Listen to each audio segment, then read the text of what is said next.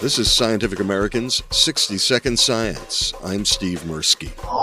A year ago, I reported on a study about an increase in fatal traffic accidents on April 20th, 420, a date considered somewhat of a holiday by marijuana aficionados.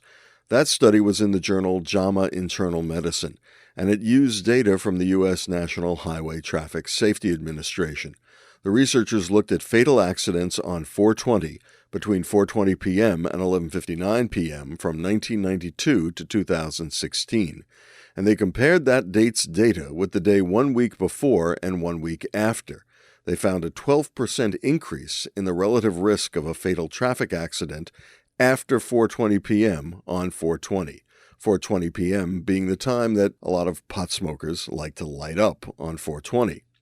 The paper caught the attention of McGill University epidemiologists Sam Harper and Adam Palayu. I should say, at first, I thought the paper was intriguing. Sam Harper on the phone from Montreal. I think the most fundamental difficulty with the JAMA paper was really the large magnitude of the effect size, given what we already know about impaired driving. So in order to increase the national rate of fatal accidents by something like 12% would require either a really large segment, as much as 15% of the population to be driving while high after 4:20 p.m. on 420, or really, really incredibly high relative risks of driving after the kind of cannabis consumption that you might have had on 420. So I think this was actually a hard case to make substantively.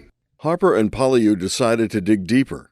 So one way to test this is to see whether this kind of elevated risk persists if you compare 420 not just to the same day 1 week before and after, but, for example, to the same day 2 weeks before, 2 weeks after, or to every other day of the year. And that's part of what we did. And when we did these sort of additional tests, we found very little evidence of any elevated risk on 420. And then the last thing we did was we also looked at this question of whether certain days showed, persistently high risks year after year. I think that's another way of trying to assess whether or not something is really robust. So again, when we did this, we found very little evidence that there was any kind of sustained effect of 420, not even for recent years, where this has become a more popular event. But other very well-established holidays like July the 4th, weekends around Thanksgiving and Labor Day, these things show very reliable excess risks of fatal crashes basically every year since the data started being collected in 1975. Harper is careful to say they were not debunking the original research. That's not the way I see it. I see it as like, okay, these guys had an interesting idea. And now what we did was poke a little more deeply, look at it a little bit more carefully, and maybe we find it's not so robust. And that's kind of interesting. I think that's the way the process should work, I hope.